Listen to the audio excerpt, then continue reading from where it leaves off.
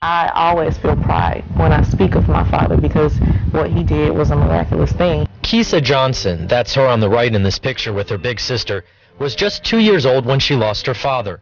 She wasn't able to grow up with him in her life, but now 36 years later she still thinks about him every day. And she knows she missed out on a lot. My children will never get to know their grandfather. My father would never walk me down the aisle. On the night of February 16, 1980, Atlanta police officer Alfred Johnson was doing what many officers do to make ends meet, working a second job. He was working as a security guard at the Big Bag grocery store that used to be here on Flat Shoals Road in East Atlanta. Two men come in, disguised. One had a mask pulled over his head, and the other one had a trench coat on with a hood. Officer Johnson's instincts kicked in. He knew he had to act fast to protect the innocent customers. Alfred Johnson sees what's going on, confronts the person with the shotgun, actually grabs it according to witnesses, and is fighting this person over the gun. Officer Johnson struggled with the men. They both shot him and took off with cash and food stamps. A third suspect was waiting in a getaway vehicle. People in the store just helped him until, ambulance got there, but unfortunately he died, like literally minutes after arriving at the hospital. Officer Johnson's daughter Keisa was too young to remember what happened, but his sister Jane, one of 4 of Officer Johnson's siblings, remembers it like it was yesterday. A fellow officer called to break the news. He called me and said, "Your brother's been shot." And my husband couldn't get me to the hospital to Grady fast enough. My mom came when she felt, because she said she knew before she got there that something inside of her had fallen. In the 3-decade career, Officer Johnson's sister says she and the rest of the family think or talk about him every day. I wear this in honor of him. Sister Jane wears this necklace with her brother's badge number on it. It's a way to honor him and the sacrifice he made to protect and serve. But instead of dwelling on his murder, Officer Johnson's family tries to remember the good times and what made him so special. We had lots and lots of good fun with him.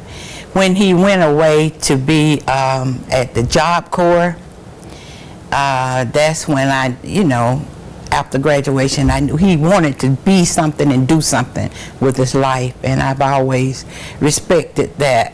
Before becoming an Atlanta police officer, Alfred Johnson was a Marine. He was a hard worker who loved life, adored his children and his wife Mildred, and she adored him too. She never remarried, and in 2010, shortly after police reopened the case, made a plea for information. I used to go down to the police department and sit down there on a daily basis trying to find out what happened to my husband. But Officer Johnson's widow has since passed without seeing justice in the case. Now her surviving relatives are carrying the torch, and so are Atlanta police. There's no case that's too old, but this is one of our own too. Veteran APD homicide detective Vince Velasquez has been working the case for 6 years. After reopening the case in 2010, investigators made some progress, but it stalled again. Detective Velasquez says he's determined to solve the case before he retires. This is one of a couple of other cases that I have, but this one is the only unsolved murder of an Atlanta police officer that we have on the books. It's not just important to me, but it's important to the entire department. It's important to the chief, the mayor, the citizens of Atlanta. People want to see justice. Investigators and Officer Johnson's family realize there are challenges in a case this old, including the fact no one got a good look at the getaway driver. But they're hoping after all these years, human nature has kicked in, and at least one of the 3 people involved has talked about it. So that's the hope, that these perpetrators over the years have bragged about it, killing a cop, bragged about, committing a robbery where an officer was involved. And they're hoping someone who's heard about what happened will finally have the courage to come forward and call Crime Stoppers to get Officer Johnson the justice he deserves. So even if it's someone who knows what happened and they don't want to tell who they are, they can remain anonymous. They could still receive a reward. And then that may put us in the right direction. It may sound cliche, but an arrest or arrests in the case would help bring Officer Johnson's family much needed closure. They had the opportunity to spend with their family, or whatever path they went down. It was their choice, and they had the opportunity to do that, although they robbed us of ours. I have been angry. I have been hurts more than anything. I have, of course, wanted justice.